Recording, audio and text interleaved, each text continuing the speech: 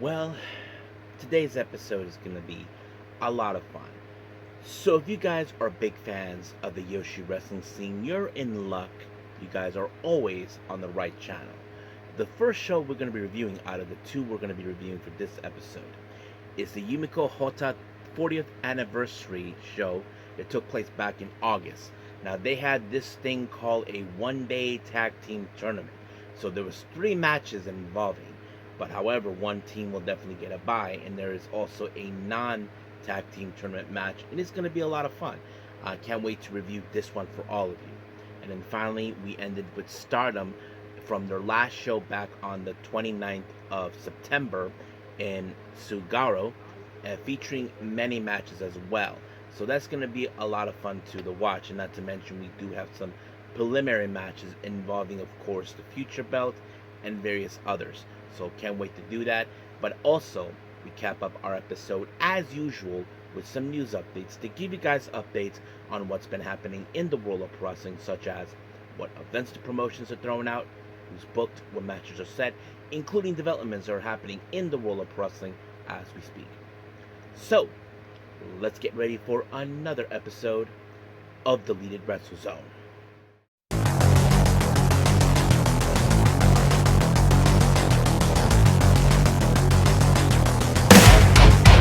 Are you ready? Get up, get up! Get up, get up! Get up, get up! Get up, get up! Get up, get up! Get up, get up! Hey everyone, welcome to Deleted Wrestle Zone, all things that is pro wrestling with AEW, NXT, New Japan Pro Wrestling, TNA, the National Wrestling Alliance, various promotions, wrestlers, matches, and championships. I am your host, J Rod here. So, if you are new to the channel, welcome. This is a channel we do a lot of pro wrestling reviews from various promotions, not only here in the United States, but also in Japan, Mexico, Canada, Europe, the UK, anywhere on the pro wrestling is not as big, but it continues to grow. We also, of course, do discussion videos, talk about various topics such as the wrestlers themselves, the promotions, factions, storylines, whatever we want to talk about. We also, of course, do more news updates. If certain information was unable to be on this episode, we can either put it on the next one or on a separate video by itself. We also, of course, do real-time news updates to keep you guys on alert if something has happened in the world of wrestling that needs to be addressed ASAP. We also, of course, got Unagi Sayaka Watch and various other cool wrestling content as well. So if you like what you see, please subscribe to us or click on that subscribe button. You'll be getting a lot of daily reviews and other cool wrestling content as well. But if you like this episode, please give us a like on the like button. Or leave us a nice comment in the description down below. Now,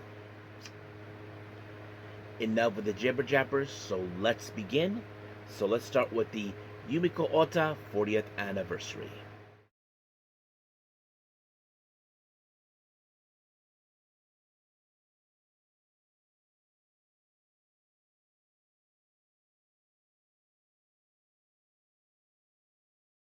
Alright, Yumiko Hotta 40th anniversary event, legendary evidence, and this happened, of course, on the 13th of August in Corkin Hall. Now, if you guys are not familiarized with Yumiko Hotta, let me give you guys a brief description and details who she is. She is a veteran Yoshi wrestler who's been around for that long, for almost 40 years, and she's been responsible for training certain wrestlers. For example, she trained Riko Kawahara, who many of you guys know her. She is currently now in Marvelous. Of course, Hotta runs an organization called T-Hearts. It's not a promotion, in case anybody asks. I mean, they don't do like events every few days in a month, that sort of thing. But they do here and there because many of the wrestlers are wrestling elsewhere, like Riko Kawahara did, at the time. And she, currently, as you know, she's protege to her protege is Miku Kane, who's also involved in this event. But she's also been responsible for training certain wrestlers like Sareee, Natsupoi, and a few others. So that pretty much is a brief description. Now, of course, the show opened up with her, doing a promo, greeting the fans and that sort of thing, which it's obvious because this is your show, you want to greet the fans, asking them how much they have the time they're having, and not to mention giving the info on the matches and the event itself. So that's pretty much something that's been, ooh, will document too much. Now, our first two matches are involving the one-day tag team tournament first round. Our first match, we have Sayaka Toyota teaming up with Kyuku Inoue, who is the founder and also Joshi legend of World Wrestling, Women's Wrestling. Well, let's just say Diana, which is the promotion. They take on Miku Kane, of course, one of Hota's proteges, and of course Shinobu Kandori. Many of you may know her. She is a veteran wrestler. She has her own promotion called PW dash J or something like that. More X. It's another promotion. If you guys don't know this, they do have a dojo, and of course their dojo was occupied for a while by Mighty Gold until they found their own place. So anyway, the match itself was good. I'm not gonna lie about that. I mean, as you all know, Toyota is the niece of another wrestler who also has that same name. I forgot her name, but teaming up with Inoue, it was a pretty good one. But however, it was Kandori who picked up the win. I'm not sure exactly. She used like some sort of version of the Mudo lock, the Kimura lock onto Toyota, and just like that, Toyota had no choice but to tap out. Now, our next match is a very interesting one involving this tournament. We have Sayuri Anu teaming up with Tokuka Inoue. They take on Natsupoi and Mayumi Ozaki, which is very interesting for those who don't know. Sayuri Anu wrestles in Oz Academy, and she's been at war with Mayumi Ozaki plenty of times. And of course, you would have assumed that someone was going to pick up the win, and not to mention Ozaki doing her usual way with her tactics, using the chain, dirty tactics to win. Well, unfortunately, that didn't do any favors for both sides because this match ended in a time limit draw after 15 minutes, so nobody wins. Now, our next match, we have Coyote Itu, a friend of Hota and also one of Natsupoi's teachers. She teams up with Mima Shimoda, and of course we have Shin Sakura Hota dressed up as Dump Matsumoto, another Joshi legend, and they take on, of course, Dump Matsumoto, Tomoko Wanabe, and of course Jaguar Yokota. So of course you're going to see a lot of things taking place. When it comes to Dump Matsumoto, she's going to bring her kendo stick and mist people, and of course that's what exactly she did. She actually gave the red mist to Hiroda, and then after that, a crucifix bomb onto her by Jaguar Yokota, and just like that, 1, 2, 3, it was over. Now, our next match is our last match of the tournament, which they declare is the semifinal. We have, of course, Unagi Sayaka and Aja Kong teaming up. They take on Sareee and Yumiko Hotta. Now, of course, many of you don't know this. Sareee has her displeasure towards Unagi, as you know, because she calls her that she is not a pro wrestler because of her unorthodox. But in the end, of course, it was Hotta who picked up the win by pinning Unagi, and just like that, it was over. So we jump into that. However, so they took a bit of a break from here. They had some people making their way.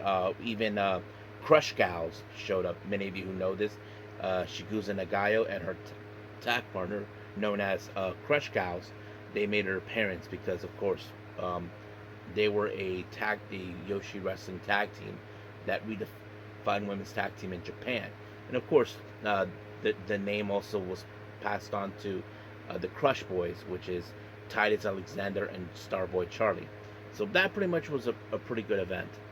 Now let's jump into the final of this one. We have Miku Kane Shinobu Kandori taking on Sareee and Yumiko Hotta. I have to say it was a pretty good match. Not to mention Sareee and Yumiko kind of have cross paths with each other, not in matches but in passing, due to the fact that many of you may not know this, it was Yumiko Hotta who requested to Sareee to have a match in her Sareeism shows that she had to face another wrestler, and that was Natsupoi.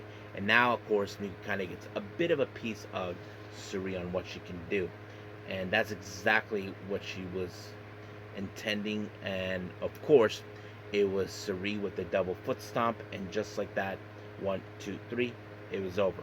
So it was a pretty good event, I have to say, real fun. Seeing like the past and the present wrestlers of the Joshi wrestling scene, that's something I enjoy a lot. But that's pretty much it what happened. So right now, let's move on with our last and final review, Stardom.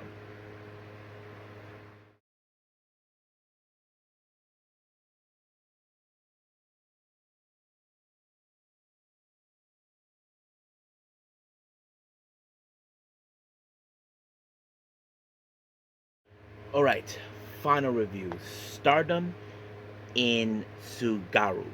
Hopefully I pronounced that right. If not, then there you go. So anyway, yeah. So this is their much recent event they had this past weekend, or was it Monday? No, Monday. Past Monday. My bad. So we opened up with eight woman tag team match. We have God's Eye, Rana Yagami, Lady C, Ami Suri, and of course the fearless leader Shuri taking on Hate, consistent of Momo Watanabe, Raka, Natsuko Tora, and Sayakami Tani. Now, you can consider this match a preliminary match because, as you know, Lady C, as you probably remember, she pinned both tag champions in different timings. First it was Raka, then Natsuko Tora, but now it gave the opportunity for her and Ami Suri the challenge. And of course, that Hate thinks that they're making a big mistake because they are going to eat their words alive. But of course, when it comes to God's Eye, they know what they're stepping into because they know the type of tactics that Hate does. And of course, deep down, Hate will do whatever it takes to embarrass them, humiliate them, and show them that they're not messing around. That's always been their trademark. But however, this match ended when Natsuko Tora applied a diving body press onto Lady C, and just like that, 1, 2, 3, Hate picked up the win. However, of course, when it comes to these matches, Hate will like to gloat at their opponents, saying that they don't stand a chance against them until their big match. So we'll see when that happens. Now, our next match is a very interesting mix of a, mixed-shaped tag team. And these teams have reasons why. First team, we have Aya Sakura. She teams up with the Bear, Koguma, and they face against Hanako and Azuki. Now, you can also say this match is also a preliminary match. Aya Sakura, as you all know, has issued a challenge to Hanako for the future belt right after she defeated Hina. But, however, Azuki has issued a challenge for the CML Japan Women's title that Koguma won by default after, of course, that Silhouette got injured in the Cork and Hall event. So you probably can guess it. But of course, you know that the tempers flare between both Hanako and Aya Sakura has been rising. I mean, these two ladies are in fact the same class together. They debuted back in March of 2023. But of course, this match ended with Hanako applying the JP coaster onto Sakura, and just like that, 1, 2, 3, momentum goes to Hanako. And of course, during the post-match, Hanako had some words to say to Sakura, and of course, sooner or later they will come across each other. But their big event will take place at the historic crossover in China soon. Now, our next match, we have the members of Stars, consistent of Yuri Him, Momokoko, and Saida. Now, for the note, Hanan is out due to an injury, and as for B. Priestley, she's going to be out for the remainder of the month, for half of the month, so we don't know when she'll be back. They face against the makeshift team of Kikyo Furuzawa, Emma Maeshima, and of course, the current high-speed champion, Sita. So that kind of sets it up right there for all of you.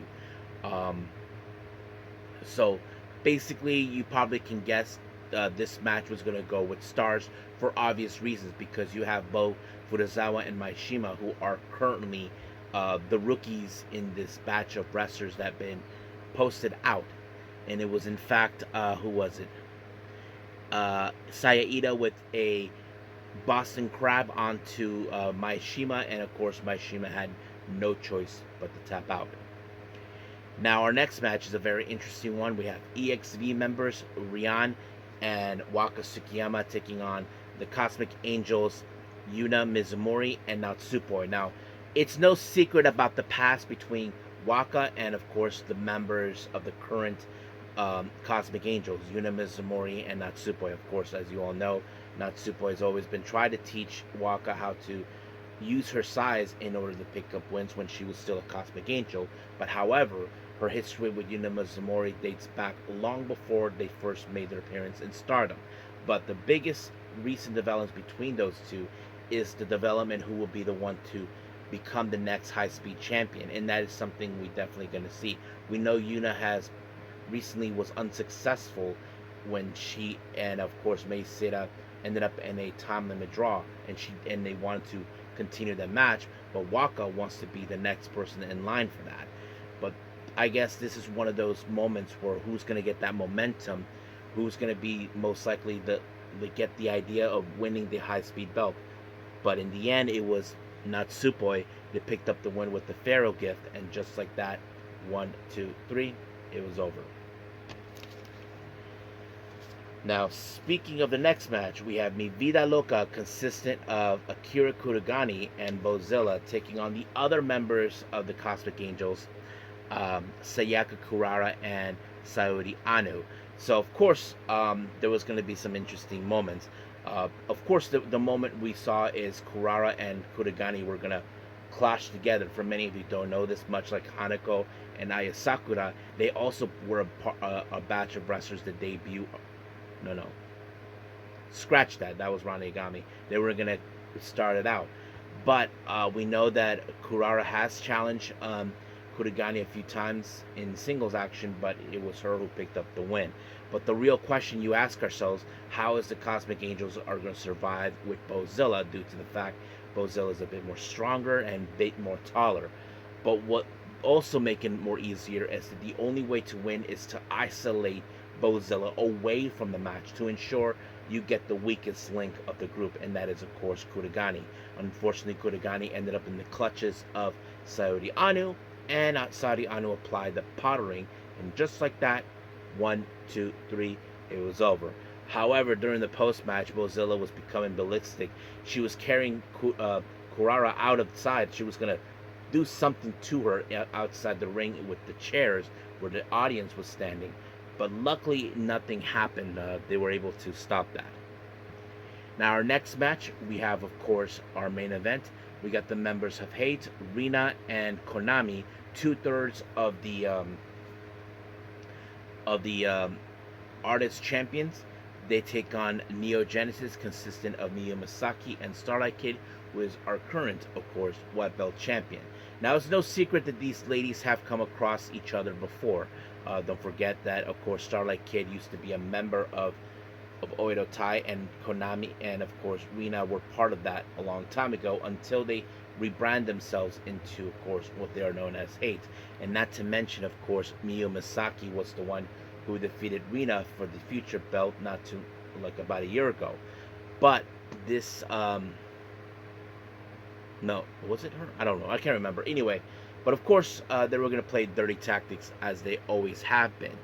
But in the end, it was Starlight Kid that was able to pick up the win when she applied a moonsault onto Konami. And just like that, 1, 2, 3, it was over. So it was a pretty good event. I can't wait to see the next event. I know we do have new blood, but we'll get to that at some point. But right now, let's end things here with our reviews. Let's move on with our last and final thing, news updates.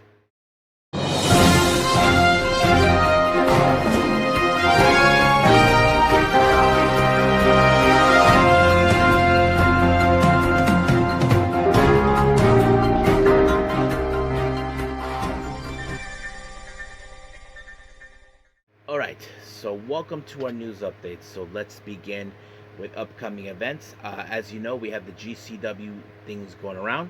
We have, of course, the Fight Club event in Atlantic City. They mentioned night one, which is October 11th. One called Manders will take on Beastman, so that's going to be a bit of a hoss fight. And then, of course, as you know, they'll be making their debut in Maine on the 8th of November, called Massacre in Maine. And they just announced that the GCW World Championship will be on the line. Effie will defend his championship against, of course, rock and roll Ricky Morton. Um, that's pretty much it for our GCW updates. Let's move on with more of the upcoming events. As you all know, we have the all women's British promotion, Pro Wrestling Eve. They have an upcoming event in November next month on the 7th called Elite Encounters. However, they announced that the Eve International Championship will be defended. Amita Vaughn versus you versus the current champion, and also our current AEW World Champion Chris Statlander will defend her belt in a three-way. Don't forget that these Amita Vaughn and you are former champions, but you is the longest reigning international champion in the promotion. House of Glory has announced for their Super Clash event on the 15th of November. Shayna Baszler will be in action to take on the cutest in the world, Maki Ito. And then finally, Jersey Championship Wrestling with the home for the holiday on the 23rd of November. Two names have been mentioned. Josh Woods, who many of you may have seen him in ROH, and also an amazing technical wrestler, will be making his debut in Jersey Championship Wrestling. However, they did mention Carl Fredericks, who many of you know him, a former Young Lion, making his return to JCW. So that's pretty much what's happening there. Now on to some developments. Fightful Select reports, as you all know, that Sareee, formerly known as Sareee in NXT, made her debut in Ring of Honor recently, which of course I reviewed for all of you recently. It's been foretold that they are expecting her to do some work days in the U.S. It's still unclear when or where, but we do know that she will defend the IWGP Women's Championship in Ring of Honor against Alex Windsor. Yep. So that's pretty much it, what we do know. Now, TNA president Carlos Silva has been talking about the TV deal. As you know, there's been talks about that for quite some time, and he kind of mentioned this during an interview. Let me pull that up for all of you. That way you can I can read the statement that he put out.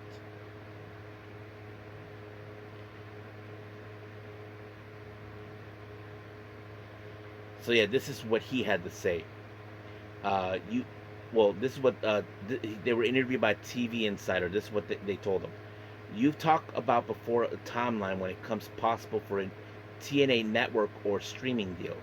What kind of an update can you provide on this as we go to Bound for Glory? We are now in active negotiations with a partner. We're going to work through that, and I can't really put a timeline on how long that will take. The good news is the process has started. We're no longer just talking to a bunch of people to sort of gauge interest. Now we have an interesting partner and working through the potential deal for 2026. It's going to happen as soon as we can happen. We are working on it recently, yesterday, exchanging papers, trying to figure out, and we're excited about keeping and pushing forward to get this over the finish line. And it's done when it's over the finish line.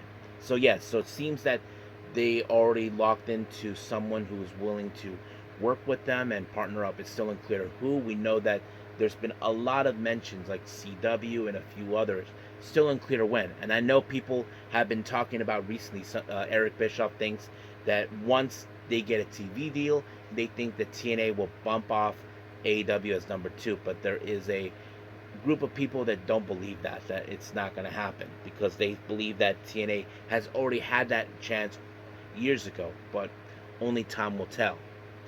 Now, our last development here on our news updates, many of you know this recently, CML, to avoid what happened with Stephanie Vakir, wrestlers that just walked out on them while there were still some bookings, uh, CML came up with the perfect solution that since they are now partnered up with AEW and possibly MLW, they are giving their wrestlers the opportunity for a dual contract. And amongst them who is now interested in jumping into that threshold is, of course, Mistico. Now, I'm sure, as you all know, recently, not too long ago, WWE has been interested of trying to get wrestlers from CML to make the jump to AAA. However, um, Mistico, I feel like he wasn't that guy who wants to jump the gun on that. Now, I know some of you may question, but before I proceed, this is what he had to say. I'll explain reasons why he probably wouldn't make that shift. I'm looking forward an opportunity in a promotion in the world. If I receive an opportunity, I'll take it. I proved that I love lucha libre. It doesn't matter if it's in Mexico, London, or Japan. I think that I have shown what I'm made of. Now I think it's time to look for new things. If I have an opportunity for a championship in an American company, I'm going to do an AW and MLW with all the pleasure in the world. Like my teammates who have wonderful double contracts, I would love to have that kind of contract, or also have new rivalries in other with other superstars. So I'm looking for new opportunities, new challenges in my career. So yes, so he feels that he wants to do this to have better opportunities. I think this is something he was looking for. Now, many of you may remember. I'm going to end this with about Mistico. Why I don't think that he might go back to WWE. Many of you may remember he had a different name at the time called Sin Caras, but later he renamed himself as Sin Cara Blue or Azul, which is of course when they had like a blue Sin Cara and a black Sin Cara, and that kind of was stupid in my opinion on how they were taking that. However, of course, Mistico have gone to AAA once before, but he had a different name at the time called Mystesis. But it didn't work out in his favor on this one. Many of you remember there has been stories about how wrestlers in AAA have not been paid, and I don't know if Mistico was one of those guys. He did return to CML, but he did not take the Mistico name due to the fact that someone else was using that name, and that name was being used by Dralistico, who many of you know him. He is Rush's brother, and that's the reason he did it. And then when Dralistico left CML, the original Mistico took back his name, and that's how the whole thing ended. But I know that WWE had their sights set on bringing him back, but I don't think Mistico wants to do that because he knows he wants to still represent CML, but he wants to wrestle in other places under his terms. Because thing is, he wants to go back and forth however he wants to.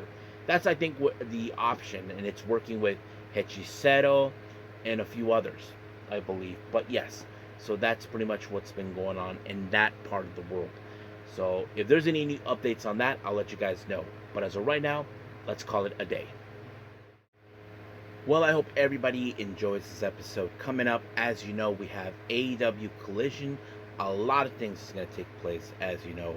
We're witnessing, of course, the Don Callis family are now the dominant force in AEW, and we're going to see what else is going to happen. Of course, Darby Allin is going to deal with Jon Moxley and all this other stuff. So we'll see how things will go as we are heading to Wrestle Dream. And I do know we have the latest New Blood event by Stardom. I'm thinking I might do that. So we'll see how that. And I think there is a New Japan show. I'm not 100% sure about that.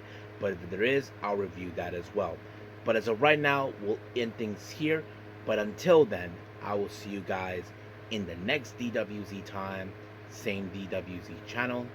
I must bid all of you adieu. So, goodbye. And have a nice day. Bang.